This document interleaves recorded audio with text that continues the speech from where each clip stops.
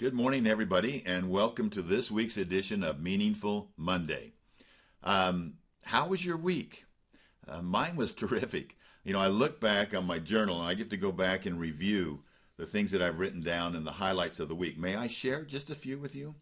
Last week, I ran on the beach twice. That's in addition to my normal workouts, but what a thrill to be on the beach. It's one of my favorite places in the world.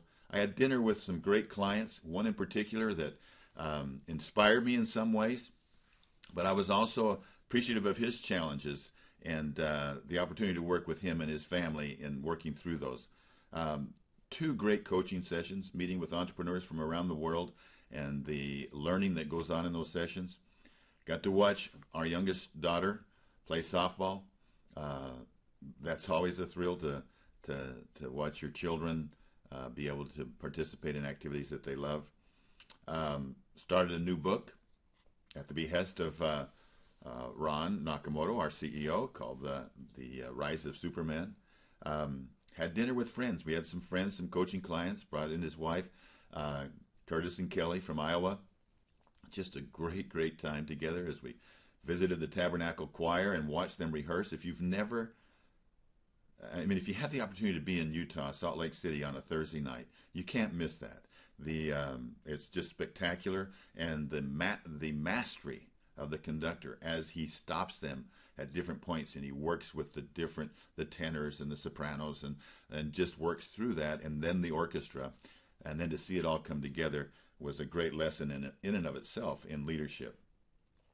We got to go snowmobiling. We took off and went snowmobiling, took some free days, and just had a wonderful day of getting up into the high Uintas and blasting through some snow and blue skies. It was spectacular. We prepared for some meetings that are coming up today, that begin today. We have some individuals coming in from different places to spend some time with us in what we call ACT, which is Ambassador Coaching, Collaboration Coaching and Training, where we actually treat them as clients to be able to see their vision of where they're going and how Empowered Wealth might be able to work with them. I was able to teach 25 teens yesterday and on Choose Your Hat.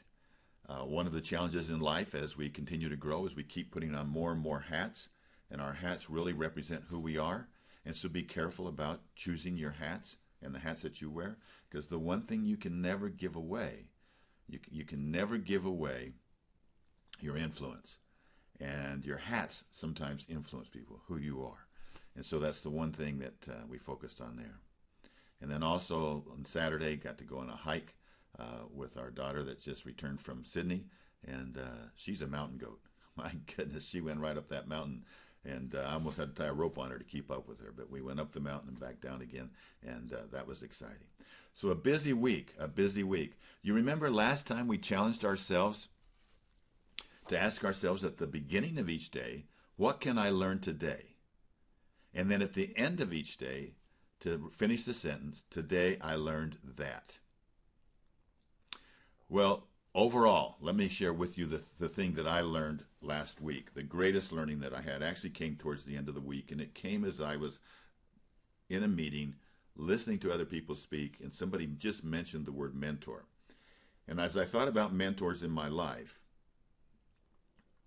that probably, it brought me back to the concept of interesting versus interested.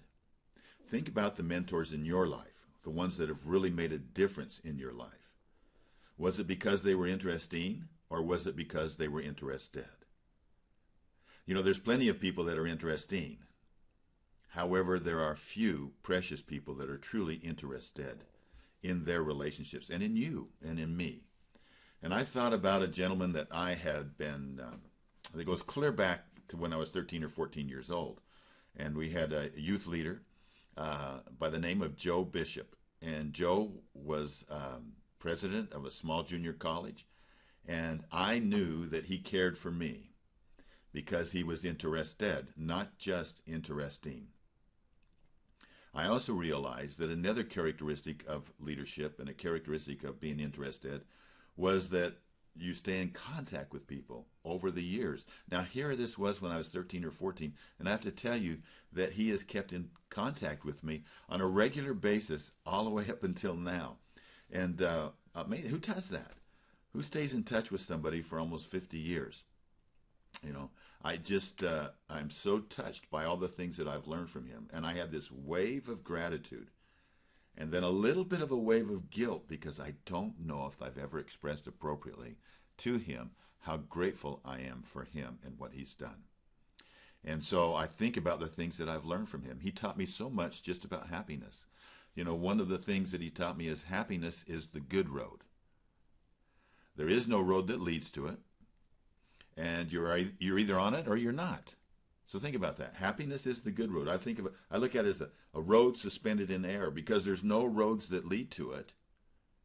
And you're either on it or you're not on it. And so many times we think that happiness is at the end of the road or it's on this path or that path. And the reality is that it comes from inside. I've had the opportunity to meet with people throughout the world, some people who are instant millionaires that have built it up in this generation and others that have inherited their wealth, their financial wealth. And one of the things that I've learned is the illusion that financial wealth will bring them happiness. Really, ultimately, if it's not based upon governing principles and governing laws that are based upon choices, then it ultimately ends in unhappiness and disappointment. So how do you find these principles, these governing principles of happiness? Well, again, these are things that came when I thought about the mentors in my life. They're the ones that more than anything else taught me about genuine happiness. And I realized that when I looked at the times that I'm happiest, feeling most fulfilled, it's based upon choices that I've made. And unfortunately, those times when I've felt the most unhappy, it's based upon choices that I've made. You know, yes and no lead in opposite directions and really do determine the course of our lives. And, you know, so I was under the illusion that if I have a great job, nice car, nice house, this will all bring that happiness.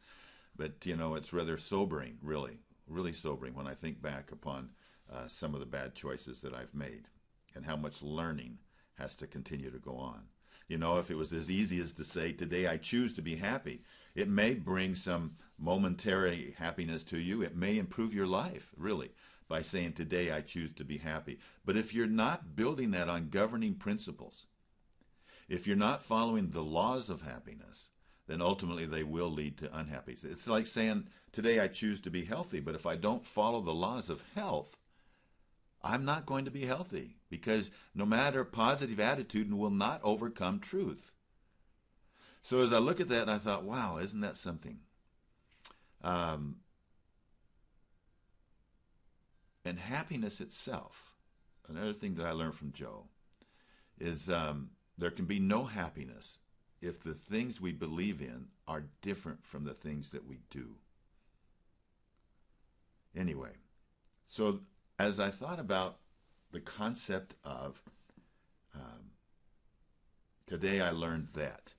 Today I learned that really opens us up to be interested, not just interesting.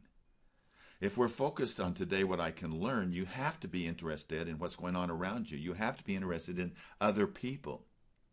So this concept of today I learned that opens us up to become more interested, not just interesting. And as we become more interested, we will attract greater opportunities and greater relationships into our lives. So to make this year meaningful, let's become more interested. Let's continue to ask ourselves, what can I learn today? And let's continue to answer that question with today I learned that, and let's document it. Let's write it down. I believe that we will become more interested, and that will lead us to having that meaningful happiness that we desire to have. There was a poem that Joe led me to a few years ago.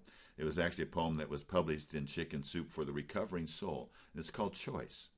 And it goes something like this. Some people sit, some people try. Some people laugh, some people cry. Some people will, some people won't. Some people do, some people don't. Some people believe and develop a plan. Some people doubt, never think they can. Some people face hurdles and give it their best. Some people back down when faced with the test. Some people complain of their miserable lot. Some people are thankful for what they've got. And when it's all over, when it comes to an end, some people lose and some people win. We all have a choice. We all have a say. We are spectators in life, or we get in and play. Whichever we choose, how we handle life's game, the choices are ours. No one else is to blame. Make good choices this week. Let's stay interested. Let's continue to ask that question, what can I learn today? And let's capture at the end of the day what we've learned. Have a meaningful week. I'll see you next week. Bye-bye.